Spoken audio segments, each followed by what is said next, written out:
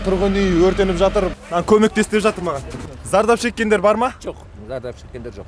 Өрттің күштілігі сонша жанындағы ғимараттарға да әсер еткен. Бұл тұрғын үйдің ішін бәрін тексердік. Қанша балаңыз бар сіздің? Үшеу ғой? Үшеуі де міне осында, осы жерде ғой, иә? Құдай сақтады әйтеуір. Құдай сақтады.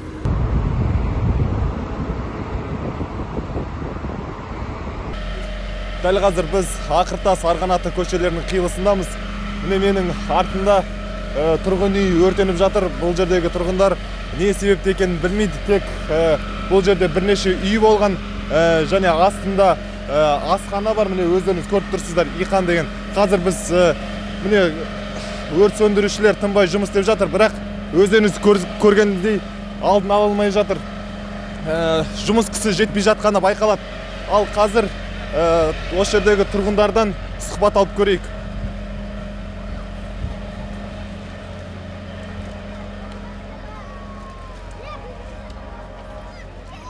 Саламатсыздар ма? Саламатсыз ба? Үйде ешкім жоқ па ішінде? Сіздердің үйлеріңіз ғой, иә? Біз надан шықтық қой. Осы жерде қалай білдіңіздер өрттің болғанын? Біз терезе ашық тұр екен, келіп тұр ғой ішке қарай. Кім? Түтін кіріп келді. Содан кейін білмедім. Түтіннен кейін білдіңіздер, иә? Ал ішінде адамдар бар ма, жоқ па екен білмейсіздер? Білмедік. Айттық, бірақ бәрін ескертіп шықты ғой. Не болған бұл жерде айтыңызшы? Тұрғын үй болған, асхана болған астында, тағы басқа не бар? Асхана мен магазин бар еді әйтеуір. Сіздің ойыңызша өрттің шығуына не себеп болды? Білмедім мен уже. Өзіміз таңғалып қалдық қой. Қанша балаңыз бар сіздің? Үшеу ғой? Үшеуі де міне осында, осы жерде ғой, иә? Осы. Жақсы. Рахмет.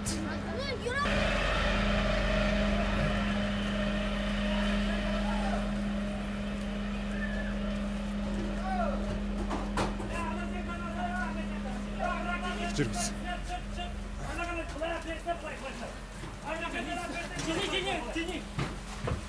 Тартайын ба?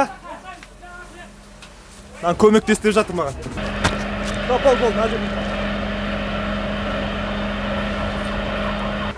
бұл кісілерден сұхбат алуға мүмкіндік жоқ. Тек өздеріңіз көріністі көріп, одан кейін мына жердегі жағдай түсінесіздер. Қосайын ба? Болды, қосылды.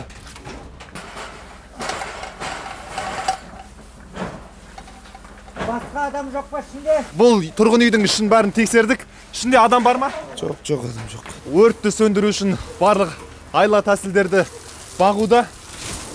Міне көргендеріңіздей адамдардың бақша суаратын шлангымен өртті сөндіруге тырысып жатыр.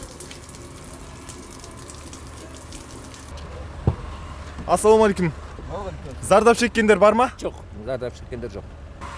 Бұл жердегі ресми ақпаратты әзірге ешқандай маман бізге берген жоқ, бірақ біз жаңа ғана осы жерге бір зардап шеккен азаматты, ер адамды алып келгенін көрдік. Қазір енді дәл осы машинада ол азаматқа алғашқы көмек көрсетіліп жатыр. Міне көріп тұрғандарыңыздай өрттің 80% қазір өшірілді. Бұл жерде міне 3 өрт сөндіру машинасы тынбай жұмыс істеп жатыр. Одан бөлек құтқару қызметі және медициналық жедел жәрдем қызметі де іске кіріскен.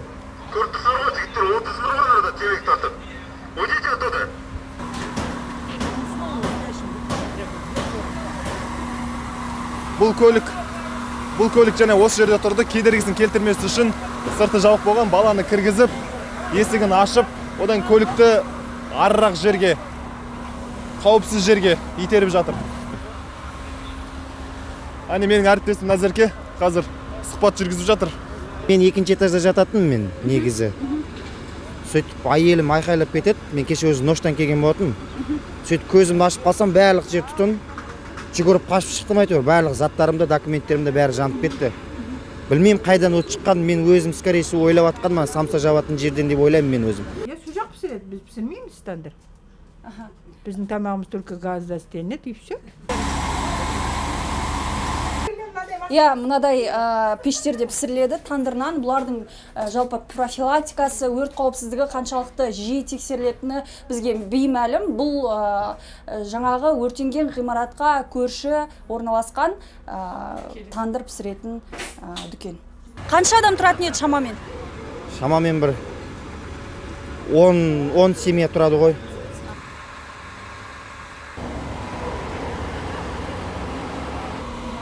Жаңа алып шыққан адамдарыңыз уланбаған ба қатты? Жоқ, ондай жоқ. Олар мына жағында болған, ондай зардап шеккен емес. На момент тушения пожара были задействованы 18 человек личного состава и 4 единицы техники.